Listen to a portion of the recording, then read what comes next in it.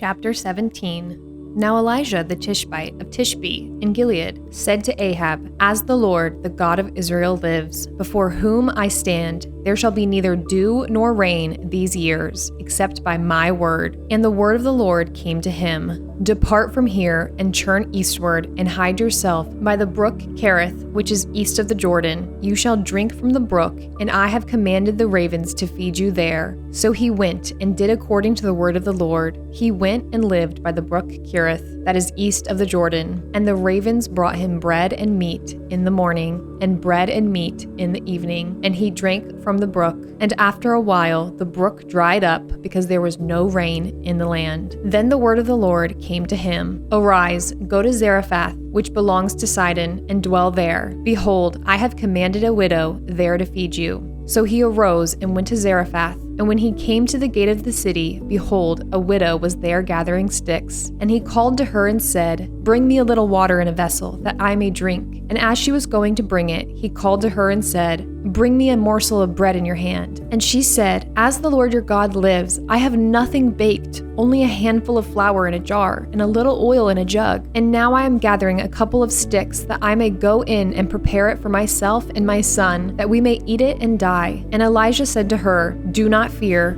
Go and do as you have said, but first make me a little cake of it and bring it to me, and afterward make something for yourself and your son. For thus says the Lord, the God of Israel, the jar of flour shall not be spent, and the jug of oil shall not be empty, until the day that the Lord sends rain upon the earth." And she went and did as Elijah said, and she and he and her household ate for many days. The jar of flour was not spent, neither did the jug of oil become empty, according to the word of the Lord that he spoke by Elijah. After this, the son of the woman, the mistress of the house, became ill, and his illness was so severe that there was no breath left in him. And she said to Elijah, "What have you against me, O man of God? You have come to me to bring my sin to remembrance, and to cause the death of my son." And he said to her, "Give me your son." And he took him from her arms and carried him up into the upper chamber where he lodged, and laid him on his own bed. And he cried to the Lord, "O Lord my God, have you brought calamity even upon the widow with whom I sojourn by killing her son?" Then he stretched himself upon the child 3 times and cried to the Lord,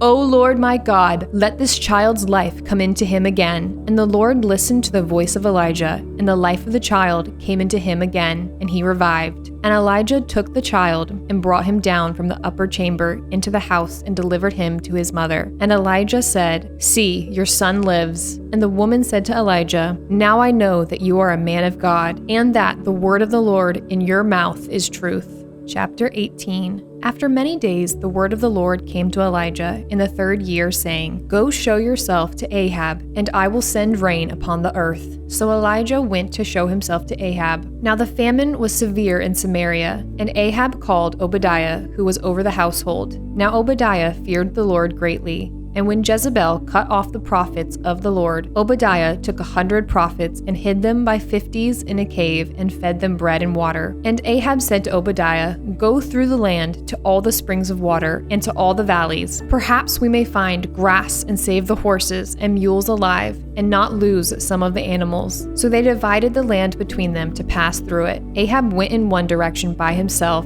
and Obadiah went in another direction by himself. And as Obadiah was on the way, behold, Elijah met him. And Obadiah recognized him and fell on his face and said, "Is it you, my lord Elijah?" And he answered him, "It is I. Go tell your lord, behold, Elijah is here." And he said, "How have I sinned that you would give your servant into the hand of Ahab to kill me? As the Lord your God lives, there is no nation or kingdom where my Lord has not sent to seek you." And when they would say, "He is not here," he would take an oath of the kingdom or nation that they had not found you. And now you say, "Go, tell your Lord, behold, Elijah is here." And as soon as I have gone from you, the Spirit of the Lord will carry you, I know not where. And so, when I come and tell Ahab, and he cannot find you, he will kill me, although I your servant have feared the Lord from my youth. Has it not been told, my Lord, what I did when Jezebel killed the prophets of the Lord? How I hid 100 men of the Lord's prophets by 50s in a cave and fed them bread and water? And now you say, "Go tell your Lord, behold, Elijah is here."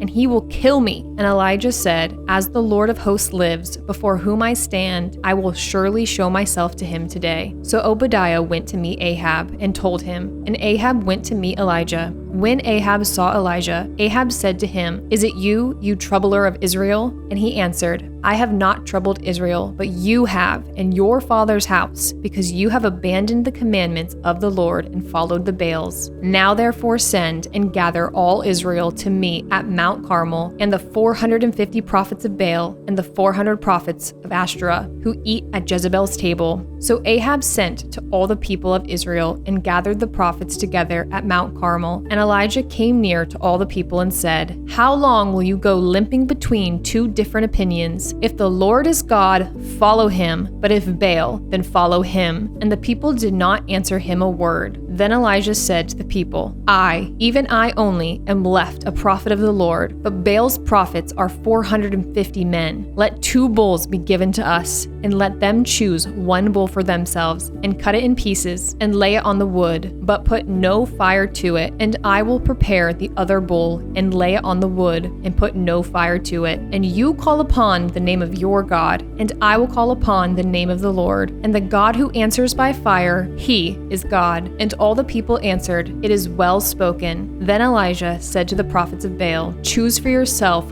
1 bull, and prepare it first, for you are many, and call upon the name of your God, but put no fire to it." And they took the bull that was given them, and they prepared it and called upon the name of Baal from morning until noon, saying, "O Baal, answer us!" But there was no voice, and no one answered. And they limped around the altar that they had made. And at noon Elijah mocked them, saying, "Cry loud, for he is a god. Either he is musing, or he is relieving himself, or he is on a journey, or perhaps he's asleep and must be awakened." And they cried aloud and cut themselves after their customs with swords and lances until the blood gushed out upon them. And as midday passed, they raved on until the time of the offering of the oblation. But there was no voice, no one answered, no one paid attention. Then Elisha said to all the people, "Come near to me." And all the people came near to him, and he repaired the altar of the Lord that had been thrown down. Elijah took 12 stones, according to the number of the tribes of the sons of Jacob, to whom the word of the Lord came, saying, "Israel shall be your name." And with the stones he built an altar in the name of the Lord. And he made a trench about the altar as great as would contain 2 seahs of seed. And he put the wood in order, and cut the bull in pieces, and laid it on the wood. And he said,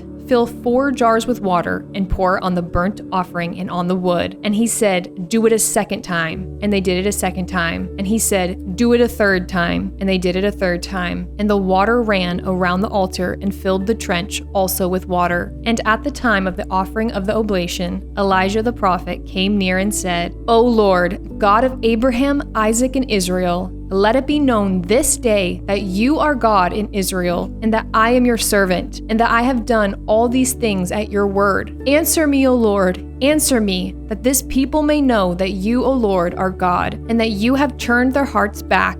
Then the fire of the Lord fell and consumed the burnt offering, and the wood, and the stones, and the dust, and licked up the water that was in the trench. And when all the people saw it, they fell on their faces and said, "The Lord, he is God! The Lord, he is God!" And Elijah said to them, "Seize the prophets of Baal. Let not one of them escape." And they seized them. And Elijah brought them down to the brook Kishon and slaughtered them there. And Elijah said to Ahab, "Go up, eat and drink, for there is a sound of the rushing of rain." So Ahab went up to eat and to drink, and Elisha went up to the top of Mount Carmel, and he bowed himself down on the earth and put his face between his knees. And he said to his servant, "Go up now, look towards the sea." And he went up and looked and said, "There is nothing." And he said, "Go again 7 times. And on the 7th time he said, "Behold, a little cloud like a man's hand is rising from the sea." And he said, "Go up, say to Ahab, prepare your chariot and go down, lest the rain stop you." And in a little while the heavens grew black with clouds and wind, and there was a great rain. And Ahab rode and went to Jezreel, and the hand of the Lord was on Elijah, and he gathered up his garment and ran before Ahab to the entrance of Jezreel. Chapter 19.